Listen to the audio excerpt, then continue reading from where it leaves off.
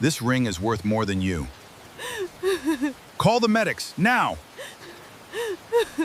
You are safe now, my daughter. Take it off. Lena stared at her husband in the wash of the headlights, one hand pressed to her split lip as Marcus yanked the wedding ring from her finger. Then he tossed her sandals into the back seat, slammed the door, and left her barefoot on the side of the highway just as a black SUV rolled out of the dark. If stories like this hit you right in the chest, subscribe, like the video, and tell me where you're watching from.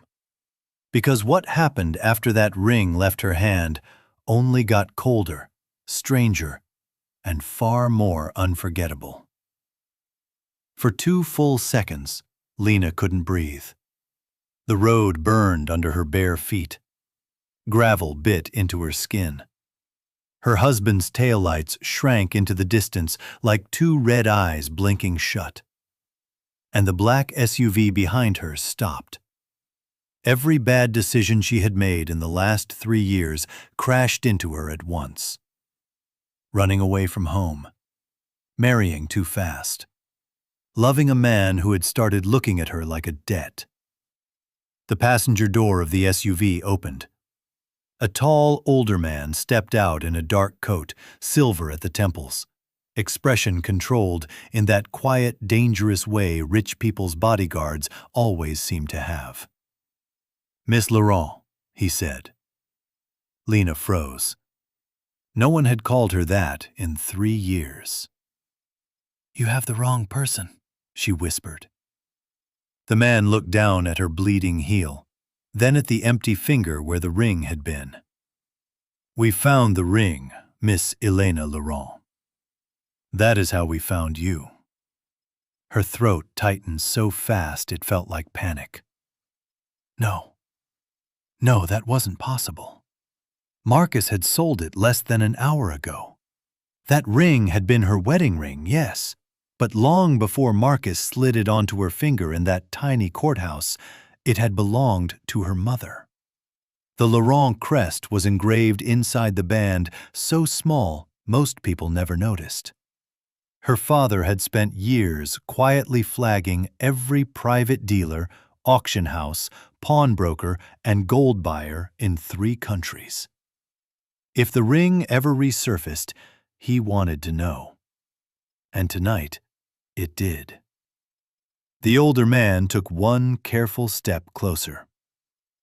"Your father is in the hospital." Lena's face went white. "What?" "He collapsed this evening." The world shifted. A minute ago, her biggest pain had been Marcus. Now the name she had spent years outrunning came crashing back like a locked door kicked open. Leon Laurent. Her father. The man the world called a trillionaire genius. The man she called the last person who had ever made her feel small enough to disappear. Lena swallowed hard. "Why are you here?" "Because your father may not survive the night," the man said softly. "And because the ring being sold means someone close to you betrayed you." The cold moved deeper into her bones. She looked down the road where Marcus had vanished, then back at the SUV. For a second, she wanted to laugh. 3 years of hiding. 3 years of pretending she was just Lena Hart, a quiet woman with no past and no family worth mentioning. And it ended barefoot on asphalt because the man she loved had decided the gold on her hand mattered more than the woman wearing it. She should have refused. She should have walked away from the SUV and disappeared all over again. But then she thought of her father lying under hospital lights, maybe dying without answers. And beneath that thought was another one, darker and sharper. Why tonight? Why had Marcus become so cruel so suddenly? No, that wasn't true. It hadn't been sudden. It had been building for months, maybe for longer. She got into the SUV. The heat hit her first, then the smell of leather, then memory. As the car pulled away, the older man handed her a folded towel for her feet. She didn't thank him. She didn't trust her voice enough. "My name is Ortega," he said. "I've worked for your family since you were 9. I remember. You disappeared well. That was the point." Ortega nodded once.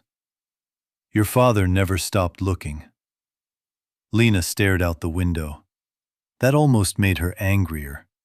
Because if Leon Laurent had really wanted her, truly wanted her, he would have chosen her before the company, before the board, before the polished interviews and the endless rules and the cold luxury of a life that never felt like hers. But a memory rose anyway, uninvited. Marcus, 3 years earlier, in a cheap coffee shop near the community legal clinic where she volunteered under a false name. He had smiled like he had no idea who she was, and that had been the most intoxicating thing about him. Not Elena Laurent, not the daughter of the richest man in Europe. Just a woman spilling sugar across a table while laughing too hard.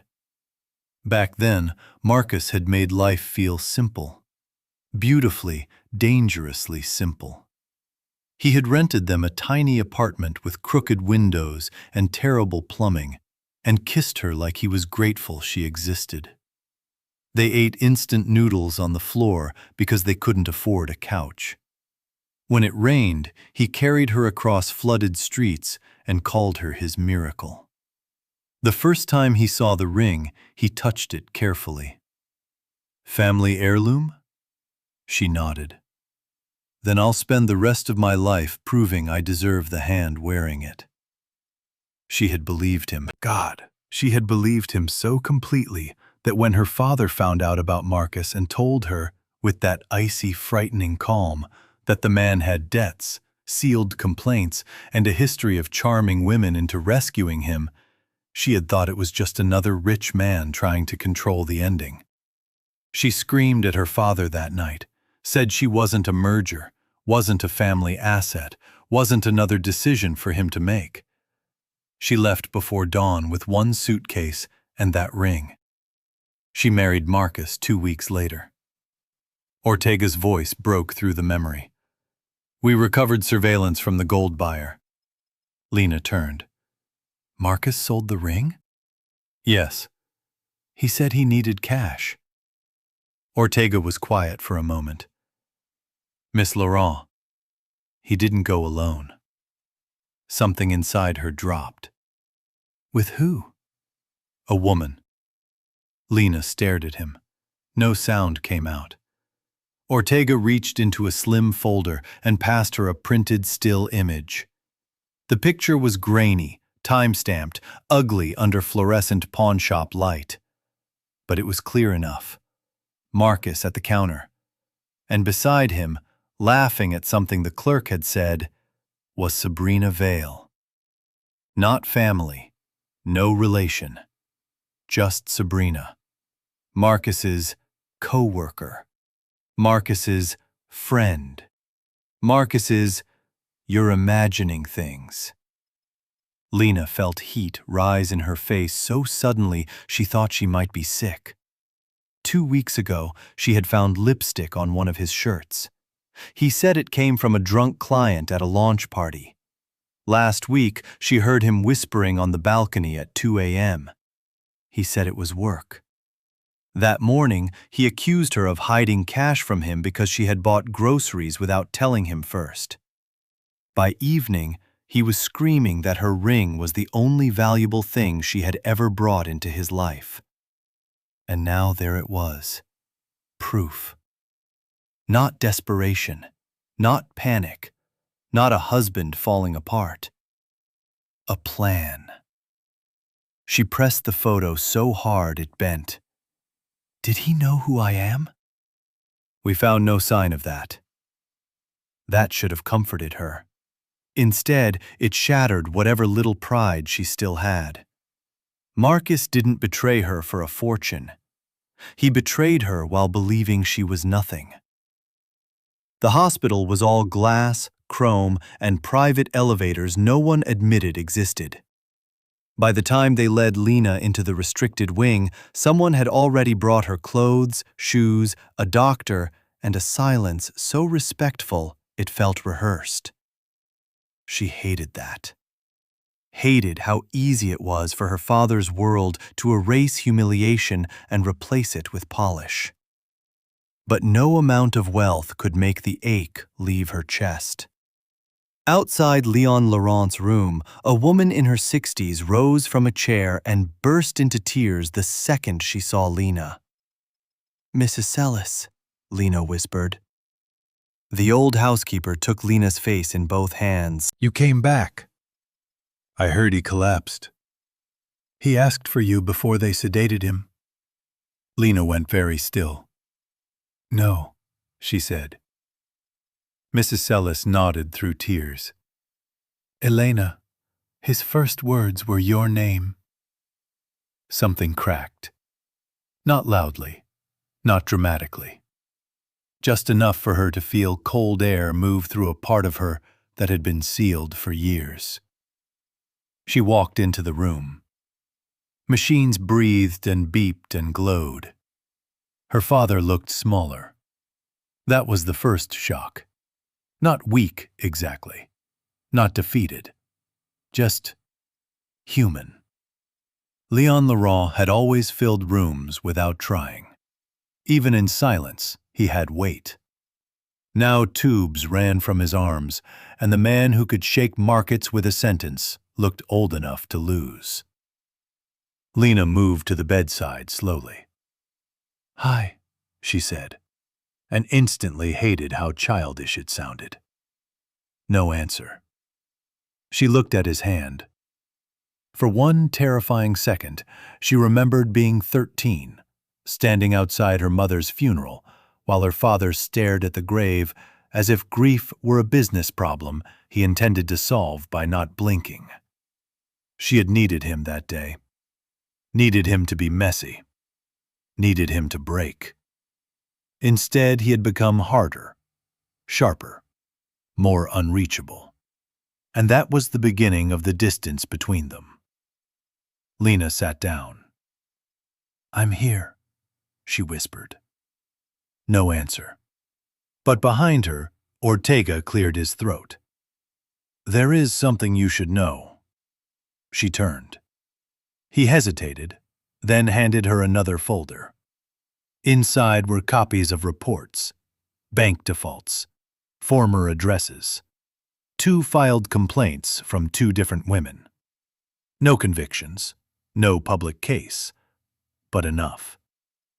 Marcus Mercer. History of financial coercion. Anger issues. A former girlfriend who claimed he monitored her spending and sold her jewelry during an emergency. Lena's hands started shaking. "My father had this?" "Yes." "He told me Marcus had debts." "He told you only what he was legally allowed to disclose. The women did not want to testify publicly. Your father tried to keep you away without destroying them in the process." Lena stared at the papers, then at her father, then back at the papers again, as if the words might rearrange into something less devastating. "He knew," she whispered. Ortega said nothing. And in that silence, Lena understood the part that hurt most. It wasn't that her father had been right. It was that she had been so desperate to prove she could choose love for herself that she chose the first man who made rebellion feel romantic. At midnight, her phone, one the staff had recovered from her handbag in the apartment Marcus abandoned, finally charged enough to turn on. Messages poured in. Unknown numbers, news alerts, missed calls from Marcus. 17 of them. Then a voicemail. She almost deleted it. Instead, she pressed play. At first, there was only traffic noise. Then Sabrina's voice, light and sharp. "Did she cry?" Marcus laughed. Not his sweet laugh. Not the one Lena fell for. A thin, mean one. She begged. "Oh, that's awful," Sabrina said, clearly entertained. "So the ring was real gold?" "Enough to cover the resort deposit." "And the wife?" A pause. Then Marcus said the sentence Lena would hear in her nightmares for years. "She's worth less than the gold." Lena dropped the phone. Mrs. Sellis rushed in from the hallway, but Lena had already folded inward, both arms around her stomach, as if something inside had ruptured. No tears at first. That came later. First came disbelief. Because betrayal is rarely a clean stab. It's a slow, sickening moment where your heart keeps trying to defend someone your soul already knows is gone. By morning, the news broke. Missing heiress Elena Laurent found alive after years out of public life. Outside the hospital, cameras multiplied. Inside, lawyers started whispering. And Marcus finally learned exactly who his wife was. He came before noon. Of course he did. He didn't get past security, but Lena saw him on the monitor outside the private entrance. Hair disheveled, eyes red, flowers in hand. A performance. He told reporters he had been worried sick, that Elena was fragile, that her family had dragged her away, that she had a habit of running from stress. Lena watched him with a face so blank it scared Ortega. Then Marcus said, right into the cameras, "She's still my wife. I love her. I just want to take care of her." Lena laughed. It was one ugly, broken sound. "Let him come in," she said. Ortega looked stunned. "Miss Laurent, let him in." Marcus entered 10 minutes later, carrying white lilies like grief had a dress code. The second the door shut, he dropped the act. His shoulders loosened, his eyes moved around the suite. The artwork, the flooring, the watch on Ortega's wrist, the scale of the room. Calculation. There it was. There he was. "Lena." "Elena," she said. He blinked. The correction landed. He tried a wounded smile. "Okay, Elena. I didn't know." "I know." He took a step toward her. "Baby, listen to me. I panicked last night. I was angry. I was stupid." "You sold my ring." "We needed money." "You took Sabrina with you." His face tightened just slightly. So slight, most people would miss it. Lena didn't. "It isn't what you think." She held up the phone and pressed play. "She's worth less than the gold." The room went dead still. Marcus's color drained. For a moment, he looked exactly like the man she had loved on the floor of that tiny apartment. Cornered, ashamed, almost human. Then it vanished. His jaw set. He glanced at Ortega, at the lawyers near the door, at the hospital suite worth more than everything he had ever touched. And greed won. "Fine," he said quietly. "You lied to me too." Lena stared. He took another step, lower voice now. "You let me believe you were broke, alone. You let me build a life with you, blind." "I never asked you to build me anything." His mouth twitched. "Don't do that. Don't act innocent now. You hid $1 trillion name. And you sold your wife's ring." He exhaled hard through his nose. "Then we've both been dishonest." That sentence nearly made Ortega move. But Lena lifted one hand. She wanted to hear how ugly Marcus could get when he stopped pretending. He didn't disappoint. "I can make this easy," he said. "Or ugly." "Is that a threat?" "It's reality. We're legally married. Reporters already know. The board won't love their precious heiress in a scandal. Your father's sick. This can become a nightmare." There it was, the pivot. From apology to leverage. From husband to extortionist in less than 60 seconds. Lena felt something strange then. Not grief. That was still there, heavy and hot. Not fear either. This was colder, cleaner. It was the exact second love dies and self-respect finally wakes up. "What do you want?" she asked. Marcus looked her dead in the face. "A settlement large enough that I never have to speak again." Mrs. Sellis gasped softly in the corner. Lena didn't. She just nodded once, as if you were confirming a shipping address. Then she said, "Get out." Marcus laughed under his breath. "You think this ends because you say so?" "No," Lena said. "I think it ends because I finally see you." Security escorted him out. But the real blow came that evening. Her father woke up. The doctor said only 10 minutes. Lena stood at the bed, feeling suddenly 13 again. Leon's eyes found her almost immediately. For a second, they both just looked. 3 years of rage, pride, silence. Then his voice came out rough and thin. "You're hurt." Lena almost smiled through the ache. "That's your first sentence?" "It's the only thing that matters to me right now." She looked away too quickly. "Ortega showed me the file." Leon closed his eyes for a moment. "I was afraid that would be the first thing you heard." "Was it true?" "Yes." "Why didn't you tell me all of it?" "Because the women who came forward wanted privacy. Because if I pushed harder, you would have run faster." Because I have spent most of my life knowing how to win, and no idea how to keep my daughter from mistaking control for love. His voice broke on the last word. Actually broke. Lena's breath caught. She had waited half her life to hear this man sound human in front of her pain. "I thought you cared more about your empire than me."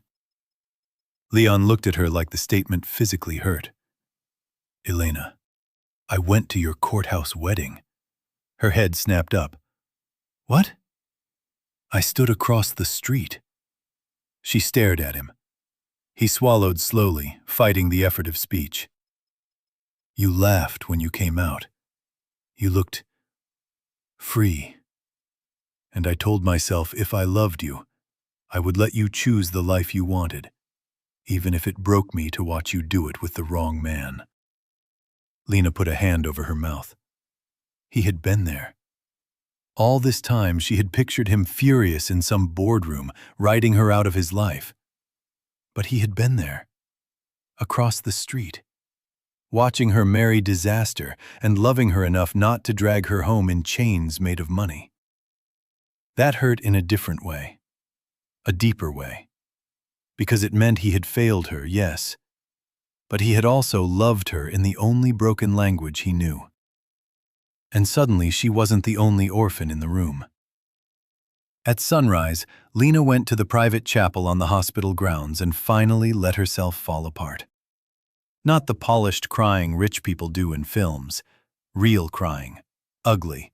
Hands shaking, face wet, shoulders folding in. She cried for the girl who thought rebellion was wisdom. For the wife who stayed too long after love started sounding like blame. For the daughter who needed softness and got protection dressed up as steel. She cried until there was nothing left but breath. Then she stood up. 3 days later, the ring came back, recovered by Laurent security before it could be melted down. The gold buyer, suddenly cooperative after learning whose crest sat inside the band, handed it over in a velvet envelope. Lena opened it with trembling fingers. There it was. Slightly scratched, small, ordinary to anyone else, but when she tilted it under the light, she saw the inscription her mother had chosen years ago. Not forever, with courage. When Marcus proposed, Lena had laughed at that line. Shouldn't it say with love? Her mother had smiled. Love without courage becomes permission. Back then, Lena thought it was poetic. Now it felt like prophecy. Marcus didn't go quietly. He filed statements, fed gossip blogs, claimed emotional manipulation, claimed Elena had deceived him into marriage under a false identity. He even implied her family was pressuring him into silence. For 48 hours, the media chewed on it. The runaway heiress. The secret marriage. The betrayed husband. The cruel billionaire family. And then Marcus made one mistake too many. He agreed to go live on a primetime interview. He thought Elena would hide. He thought shame would keep her small. Instead, she asked the network for 1 seat and 10 minutes. When she walked onto that stage, the studio went silent. No diamonds, no dramatic gown. Just a black dress, her mother's ring, and a pair of plain shoes she removed before sitting down. The host looked startled. Are you more comfortable barefoot? Lena looked straight into the camera. The last time I was barefoot, my husband had just sold my wedding ring and left me on a highway because he thought I had no value left. Tonight, I'd like to remember that I survived that exactly as I was. Somewhere backstage, Marcus stopped breathing normally. The interview changed instantly. The host turned to him. Is that true? Marcus stammered. It's more complicated than... Lena raised a hand. Then she played the audio. She's worth less than the gold. The studio gasped. Marcus lunged forward in his chair. That recording is out of context. Lena didn't even look at him. She looked at the camera. At 24, I left a powerful home because I thought being controlled by money was the worst thing that could happen to a woman. I was wrong. The worst thing is being loved by someone who measures your worth only when you have less power than he does. Marcus tried to interrupt. She kept going. He didn't know I was wealthy when he betrayed me. That matters, because it means cruelty was not an accident. It was his character. That line hit like a hammer. Then came the final blow. The network displayed security footage from the pawn shop and the timestamp from the highway pull-off. Marcus's flowers. Marcus's lies. Sabrina at the counter. No spin left, no tears left. Just exposure. And for the first time in his life, Marcus looked exactly what he was. Small. By the next morning, Sabrina had disappeared. His employer fired him, and prosecutors opened an inquiry into fraudulent debt transfers and financial coercion tied to accounts in Lena's name. He was not marched off in handcuffs on camera. Life is rarely that cinematic. But he was ruined in the slower, more permanent way. No sympathy, no access, no stage, no woman to perform innocence for. Just consequences. A month later, Lena stood in the Laurent estate garden with her father, where late summer roses bent under the wind. He was thinner now, quieter, recovering, human in a way she had never seen growing up. "I'm not coming back to be managed," she told him. A faint smile touched his face. "I would expect nothing less." I don't want the old life. Then build a new one. She looked at him carefully. With your money? With your name, he said. There's a difference. So she did. Not by taking a throne, not by becoming another polished face on magazine covers. She built a foundation for women escaping financial abuse, women whose lives looked ordinary from the outside, while their dignity was being sold piece by piece behind closed doors. Jewelry, phones, choices. The little things abusers love to strip away first. On the day the foundation opened, reporters asked why that cause.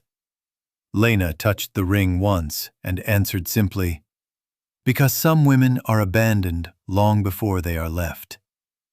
That line went everywhere. But it wasn't the moment that mattered most to her. That came later, at dusk, at her mother's grave. She stood there with the recovered ring warm against her skin, her shoes in her hand, the grass cool beneath her feet. Her father waited a respectful distance away. No orders, no speeches, no empire between them. Just air and history and the hard, fragile possibility of starting again. "I thought losing everything would destroy me," Lena whispered to the stone. "But it only stripped away what was never mine to carry." The wind moved through the trees. For once, it didn't feel lonely. Behind her, her father said softly, "Elena?" She turned. He held out his hand, not as a command, as an offer. She took it. And as they walked back through the fading light, Lena understood the final cruelty of what Marcus had done. He thought leaving her barefoot meant leaving her powerless. He never realized he had only forced her to stop standing in the wrong life. And the night he sold her ring, he didn't discard a helpless woman. He lost the only one who had ever loved him before she knew her own worth. Tell me honestly, if you were Lena, would you have forgiven him?